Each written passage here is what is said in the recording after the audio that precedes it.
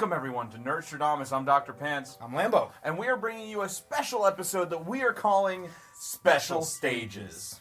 A series of videos where we're going to take you through one of our personal favorite levels in a video game that we think deserves to be, well, talked about. Mm-hmm. So Lambo, you picked this one. Yeah, this is our first one, and I definitely want to do this one because I feel like this is a unique entry into the history of, what I would consider modern video gaming. You say modern video gaming, but this is from like 1995. Anyway, let's take a look back at it. We're talking about a particularly famous level back in World 1 of Super Mario World 2, Yoshi's Island. This is World 1, Level 7. Touch Fuzzy, Get Dizzy. Now, if you number one, if you've never played Yoshi's Island, how dare you? Yeah. You should go play it. Yeah.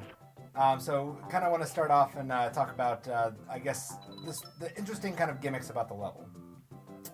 The first one being is that there is a somewhat drug-induced kind of aspect. Yes. Yeah. So the interesting thing about Yoshi's Island is a lot of this game, the levels are very, very unique each time, and a lot of the stuff doesn't come back. Mm-hmm. So for this one, there is this part where there are these enemies called fuzzies, and when you touch them, you get dizzy. You get dizzy, as the name implies. Yeah. No brain cells were lost coming up with the name of that episode No. or that level. But so we wanted to bring this up though because it's such an interesting mechanic. All the other levels is pretty normal mechanics, but this one it's just. Yeah, I mean the game does introduce some interesting mechanics in general. There's a lot of spots where we have lots of playing with 3D, playing with foreground and background. And this one plays with a little bit of everything, from the control scheme to the music to everything.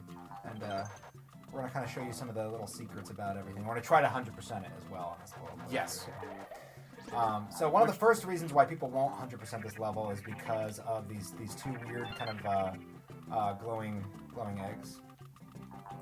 So while I'm shooting at the guy, it drops a red coin. Which is stupid, because then if you were to shoot it at an enemy hanging off of something or whatever, you ain't gonna get it. No, and for those who aren't aware with Yoshi's Island, to 100% a level, you need to get all 5 flowers. Yes. 20 red coins.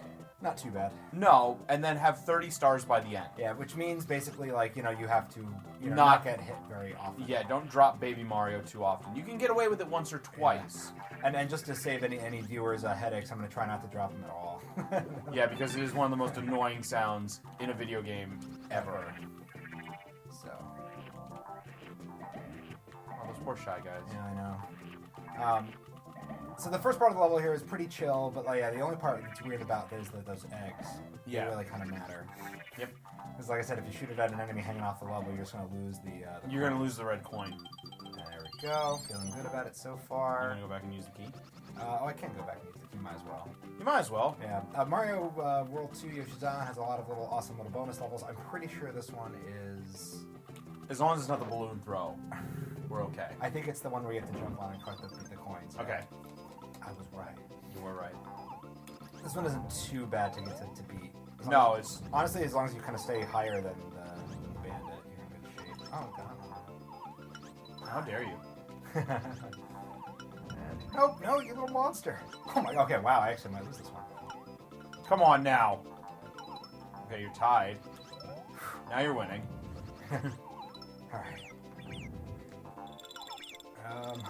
I got it. Doesn't matter. I got it. Yeah, you're good. Congratulations, you won. And you got, I don't know what those things are well, called. Yeah, it's just a little, question mark thingy. Yeah. That one will, sometimes, it'll turn most of the enemies in the screen into a star. No, into the little things, actually.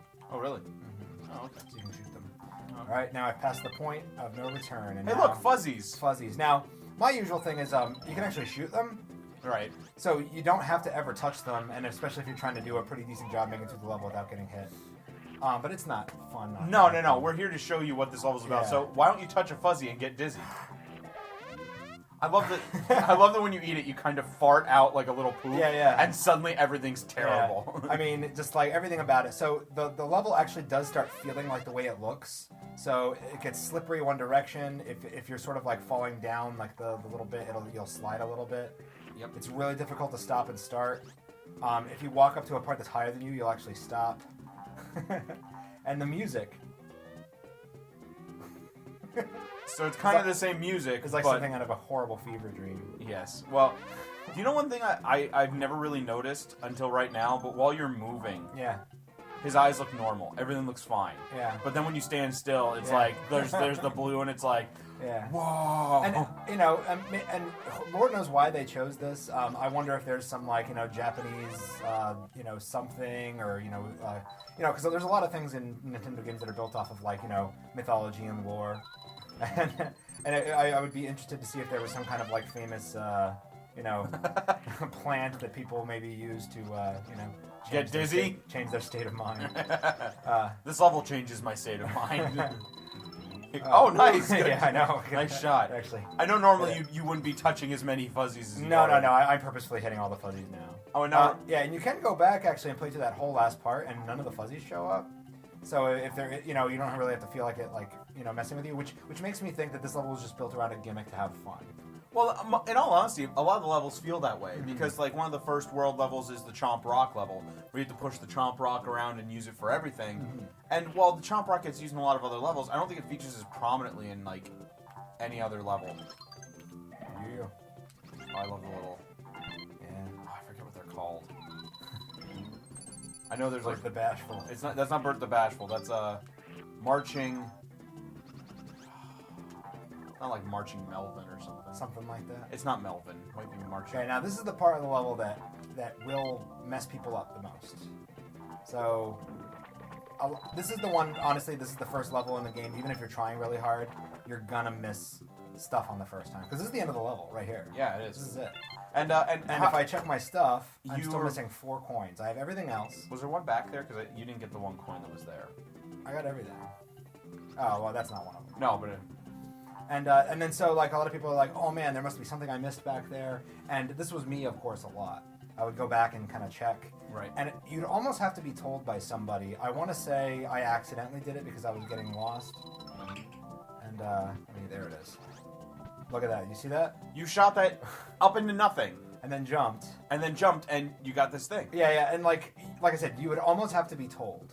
Because it's so there's not a lot like it in the rest of the game. Where No. It's like a random thing from off screen. Most everything, there's some kind of hint as to where it is. Now, technically, there is that hint. There's that log there that really serves no purpose. But they're everywhere, and they're everywhere in all these kind of levels. But I'll be honest. In most other levels, if you run through the part of the log, Yeah. you get one of those like hidden question mark things that pop up. Yeah. So it might be some kind of hint, but you're right. Like that's ridiculous.